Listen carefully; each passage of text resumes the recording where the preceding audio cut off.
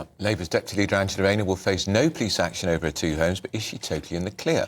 The Ashton-on-Dyne MP faced claims that she broke electoral law, dodged capital gains tax and council tax by declaring the wrong home. Greater Manchester Police are dropping the investigation, but HMRC are under pressure to confirm whether it was sanctioned or not. They will never tell us, of course, whether they're investigating or not. So what is the capital gains tax issue? What has she been accused of dodging? Let's talk now to Chief Economic Advisor at the Centre for Economic and Business, Vicky Pryce, who's no stranger to this programme. Vicky, morning to you. Can you explain? She's got through the police investigation. We don't know if HMRC are looking into her affairs, but if they are, what exactly would they be investigating? They'll be looking at whether the sale of her original house that she had, which she had bought, which had been a council flat, you remember, a council house, the capital gains that she made should be taxed or not, or should have been taxed or not, because she was using her husband's home as a place to stay mostly. So the question is, was this a second home? And therefore, does it become eligible for capital gains tax, which was 28%, and it's now been reduced as of April 6, 2024 to just... Vicky, we're just going to have to jump in. If we've got an audio issue here, so we're going to come back to you shortly. I can hear my voice. Oh, well, that explains. We can barely hear you. Right, we'll come back to you very shortly as soon as we get that fixed. We've got the barrister Sam Fowles here. Sam, we're going to get Vicky to talk about the capital gains issue, but what about... Kevin Maguire was on earlier saying outrageous the police were involved in the first place. Why is it outrageous? I think it is a problem. I think it's that we're seeing a trend. We saw it in Beergate. We're seeing it now of government putting pressure on police to investigate its opponents. And that's not a good thing in a democracy. That's always worrying in a democracy. Over Beergate, you had Keir Starmer cleared by police, and then MPs, members of the government and their allies in the press putting pressure on Durham police to reopen the investigation, and it was cleared again. Here, again, you've actually got the Greater Manchester Police themselves saying, look, we opened this investigation because of the pressure we were under from the press, and that was the government's allies in the press. Why do you say it was because of pressure from the press? There was a complaint made to the police, one at least that we know about, by a Tory MP. If it's a person who's the deputy of the Labour Party, a very senior figure in public life, isn't there a duty for the police to be seen to be doing their job, irrespective of how powerful or not they are? Well, isn't that the real point? Yes, if the allegation is credible. And what we've got the Greater Manchester Police themselves saying, look, we did a public interest test on this, and the reason we decided it was in the public interest was because of the volume of coverage, not solely, but in large part because of the volume of coverage we were getting in the press. Now, that coverage was all coming from government allies. And I think it's a real problem when you can... reported it. The BBC reported it. They're hardly a government ally. BBC reported. I'd say the opposite.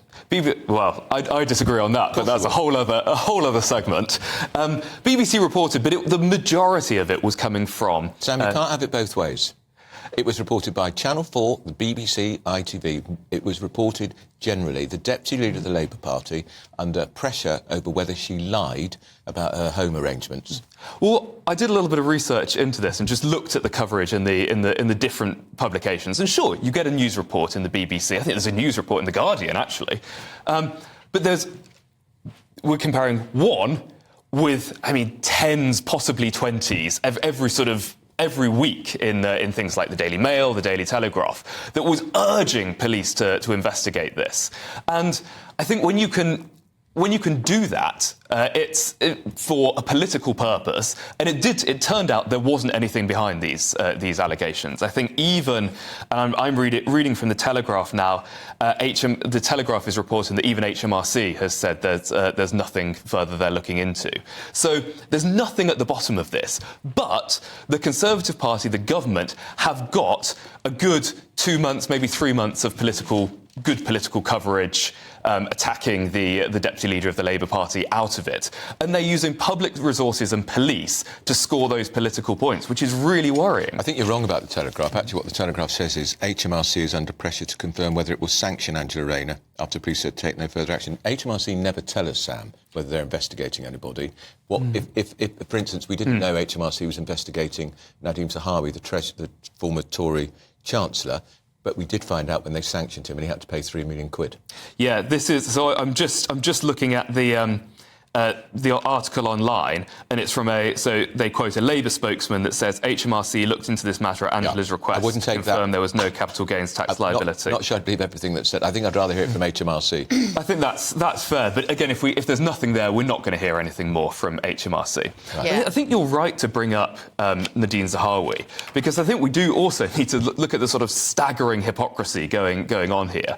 These allegations first came from Lord Ashcroft, who again has been accused of Angela Rayner's maximum tax evasion. I think she was accused of was $3,500. I'm going to jump in against Sam. He did not mention her tax affairs anywhere in his book. He did not. He mentioned mentioned the electoral issue correctly. That's what he said. So, let's talk. He's a Tory donor. He's not for 15 years, and was a deputy chair of the party. Written this book, accused of using tax havens. Current Tory donor, the Bamfords, accused of avoiding 500 million. And these are just accusations, 500 million. Robert Jenrick admitted to a parliamentary committee that while in government, he helped a Tory donor avoid 45 million worth of tax. Now, the fact that the government has sort of come down so hard and made so much hay over Angela Rayner, while at the same time not just taking money from people accused of avoiding tax, but actually facilitating avoiding tax itself, is, I just think, stunning hypocrisy. OK. We've got Vicky Pryce back, who is the Chief Economic Advisor at the... where is she? Vicky Pryce is it? Centre for Economic and Business. Vicky, we've got you back.